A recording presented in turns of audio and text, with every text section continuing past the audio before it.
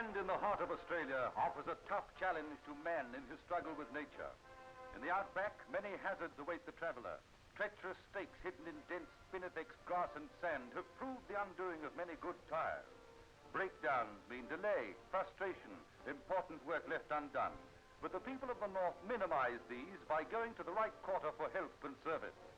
A hastily written note, a faithful messenger, and the first stage of a long journey begins. Over the hot sands for many weary miles, and through the scrub travels the dusky courier. His unerring sense of direction takes him to water and the nearest camp.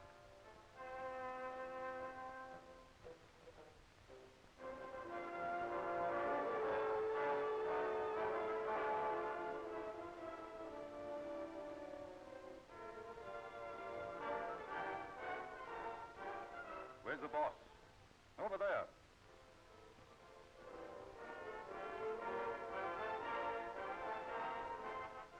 Can he borrow a horse? He makes his selection, a bad one.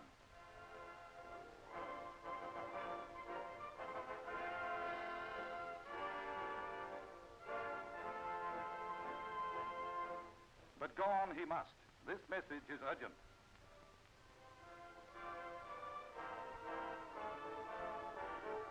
The second stage of the journey begins, to a homestead and the pedal radio, the brain of outback Australia.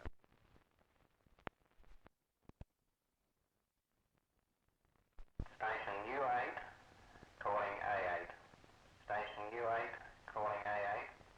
This is Station U8, calling A8. Are you receiving me okay? Over to you. A8 calling U8. A8 calling U8. A8 calling U8. I am receiving you loud and clear. Go ahead. This is Station U8 to Station A8. I have a message for you as follows. The message commences. To Dunlop Rubber Company, Adelaide. Send immediately a 16 by 700 tyre for amphibious heap to Haast's Bluff, Northern Territory. Signed, Bill Brandy.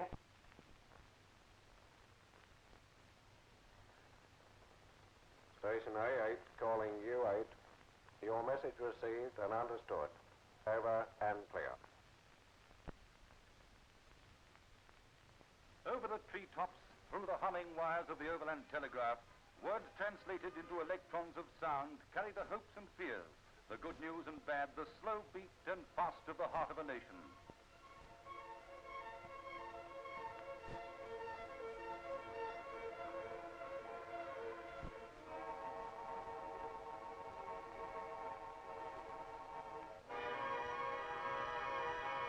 Colonel Knight, the man who designed a town and created a masterpiece, looks eternally down on his work of art, while a miracle he could not dream of is worked in the myriad wires that crisscross his beloved city.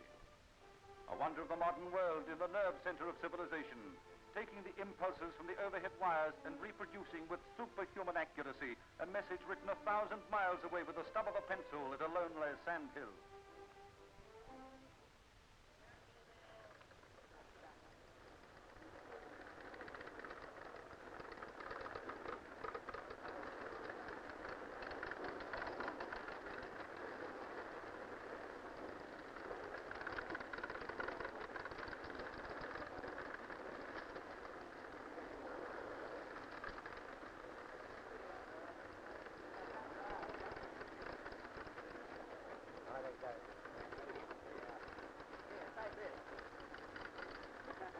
Mistakes cannot happen where efficiency rules, and efficiency comes from cooperation.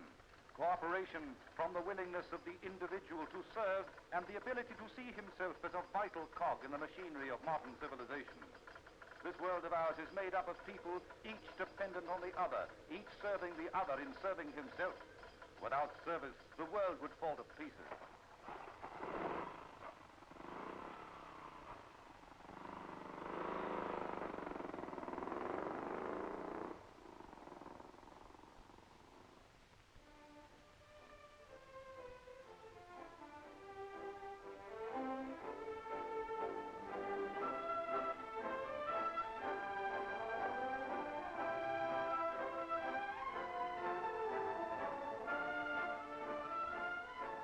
Our message has reached its destination, a long way from the wilderness of the musterers' camp, but here as there, willingness to serve is the prime mover.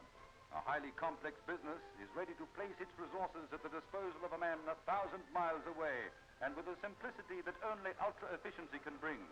His needs are put first without disjointing the routine of administration. This is modern business service at its peak of development.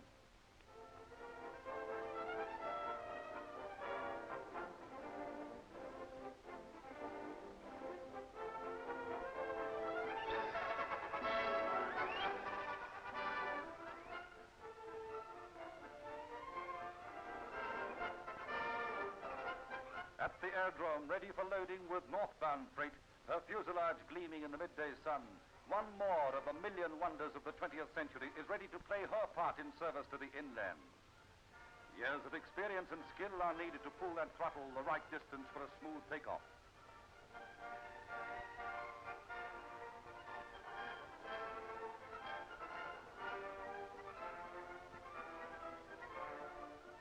The austere, barren beauty of the MacDonald Ranges lends color and dignity to the neatly planned township of Alice Springs, terminal point of our aerial journey and supply center for the lonely cattle stations of the great outback. Their needs have built this pleasant oasis of modern living in a land where the comforts of life mostly come last.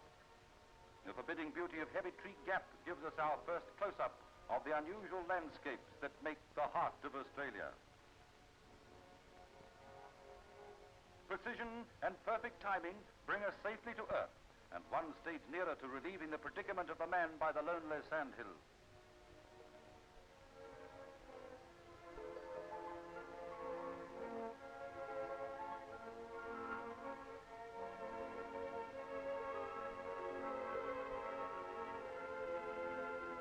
With their curious but certain gait, these ancient beasts of burden wrote the first paragraph in the long chronicles of travel. Today, they symbolize one end of the ladder of progress, and the contrast of old and new provides living proof of the claim that man goes ever forward. One of the luxury passenger buses which make the 1,000-mile run from Alice Springs to Darwin each week, taking 3 days to cover that distance.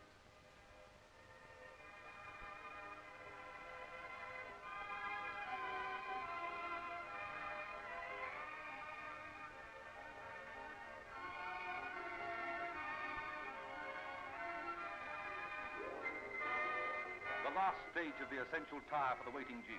Having been sped by airplane in the first stage, carried by truck over rough tracks for many miles, it now can only be delivered by camel in the absence of another Jeep. This final stage is slow but sure, as was the native messenger in the first stage of the journey for assistance.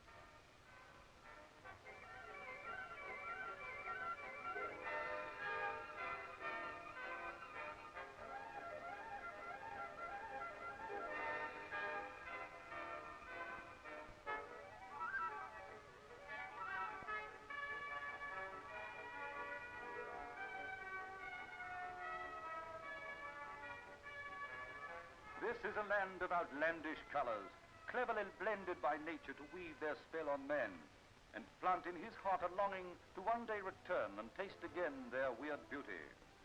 The heart of Australia is a land of contrasts. Contrasts in ways of life, contrasts in forms of travel, contrasts in landscape. Wherever the traveler turns, he is met with extremes. Deserts and fertility, drab dull vegetation and riotous living beauty. A short spiky tuft of grass may hide a bloom of loveliness, and at any moment the eye may behold a wilderness of flowers, truly blushing unseen and wasting their fragrance.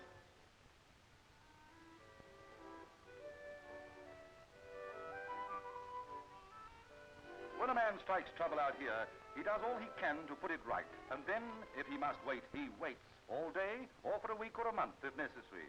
Hot tea from a soot-encrusted billy helps time to pass, and it's rich with fragrance of its own. He takes it easy, knowing that he went to the right quarter for help, and rested securely in that knowledge.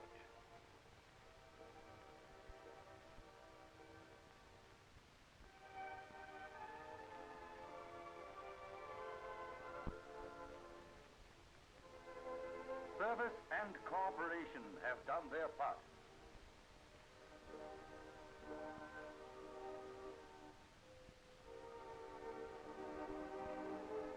On the way again, thankful that there are those always ready to help when help is needed most. These are the wide open spaces of a continent. This is the country our ancestors took hold of and with bare hands bent it to their will. Today, they taste the fruits of victory, look with pride at their achievements. Out of this land of heat, rock, and sand, they built a nation in the heart of a nation.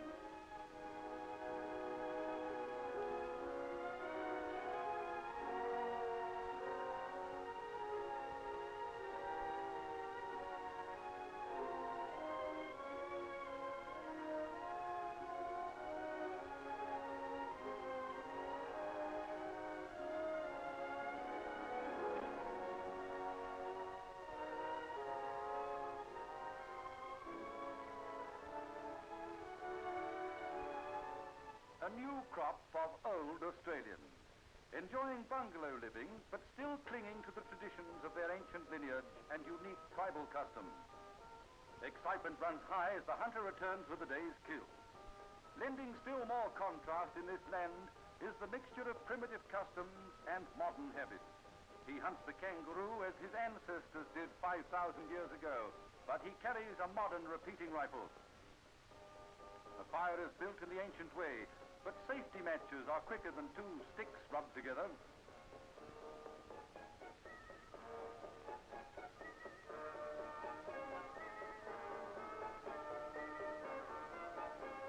The fur is burnt and scraped off, and the carcass is ready for cooking in the primitive oven.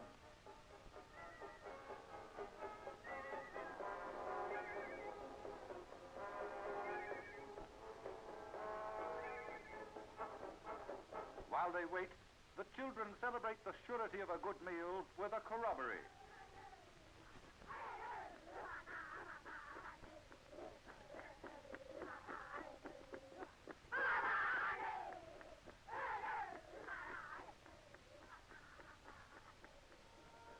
Nothing adds to the flavor of kangaroo steak like an hors d'oeuvre of witchetty grub.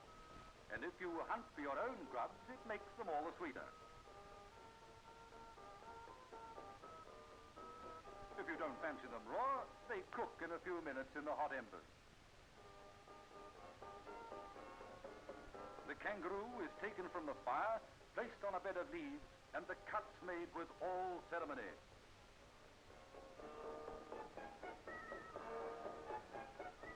In what millennium of time were these primitive expressions of art made? And what do they mean? The answers are the secrets of the tribe, locked securely in the hearts of the old men. But it is known that they were once the sacred ceremonial ground of the Arangateta totem.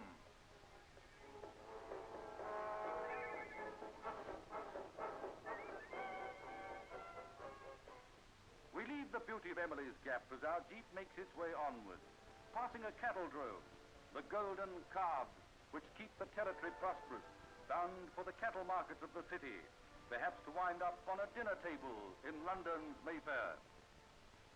Water is where you find it, outback, and 1,500 feet towards the Earth's center is only moderate boring. Success means more cattle can be pastured and more money for the lucky cattleman. A badly injured stockman awaits the arrival of the flying doctor.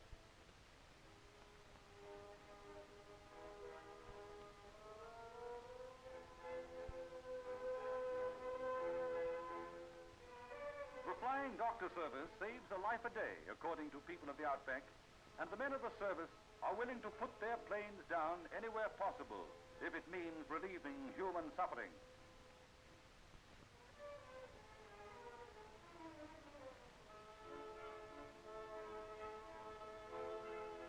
Landings are often made in dangerous country, and only the most reliable equipment can stand up to the rigorous demands made upon it. But the Flying Doctor Service feels it worthwhile and regards the risks taken as being part and parcel of the daily routine. Soon he will lie between the cool sheets of a hospital bed and bless the modern world and its way.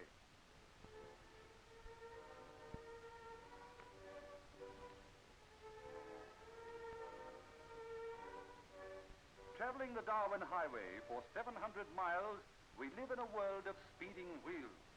Sure, sturdy wheels that can withstand the tremendous pressures of heavy loads and high speed.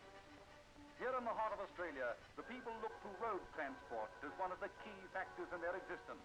They know they can depend on these highway giants to transport the necessities of life quickly and safely.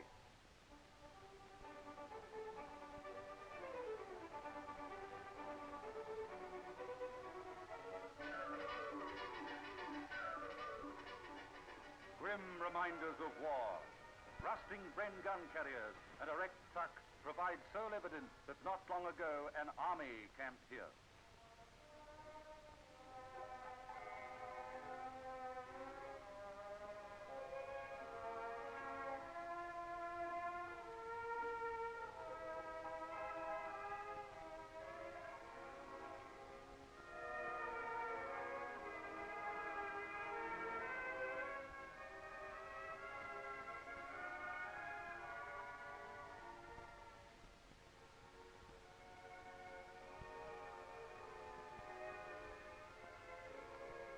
Like the work of a surrealist sculptor, the strange shapes of anthills lend yet more color and contrast.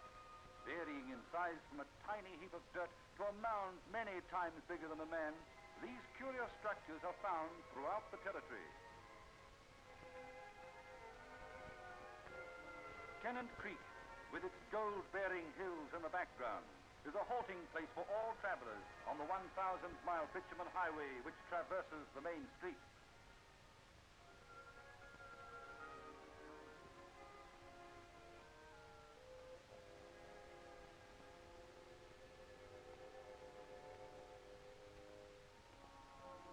The two service stations in great demand by all transport. Seeing the country the hard way is this round Australian cyclist. He's already taken on the colors of the landscape. Once again, reliable equipment means the difference between success and failure, and he rides off with confidence in himself and his unusual means of transport. Bikes are a rare commodity in the center. Off the track again in the lonely regions, where one can travel for days on end without seeing another human being. This country is impossible in the wet season, as shown by these dried-up swamps, known to Territorians as plains, many miles of which have to be crossed to reach the buffalo country.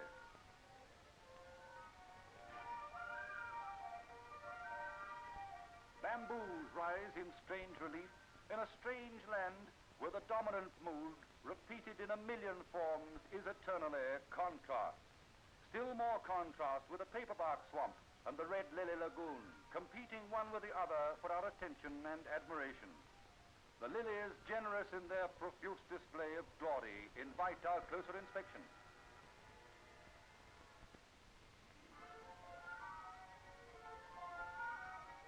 This might be a swamp in the jungles of Africa. Lush green undergrowth, white crane and wild duck, but the paperbark trees remind us that we're still in the heart of the Australian continent.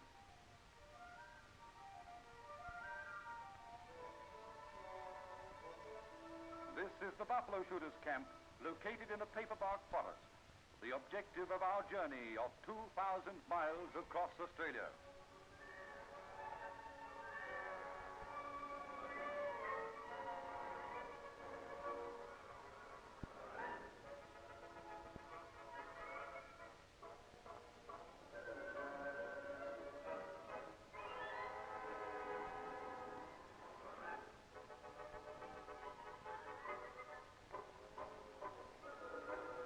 These buffalo, originally brought here in the last century to supply the Darwin garrison, have since roamed the territory in great herds.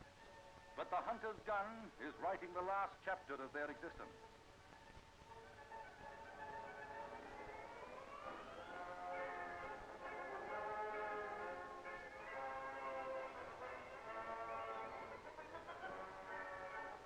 The day's work done, the natives enjoy a corroboree, chanting and beating time to the haunting rhythm of the didgeridoo.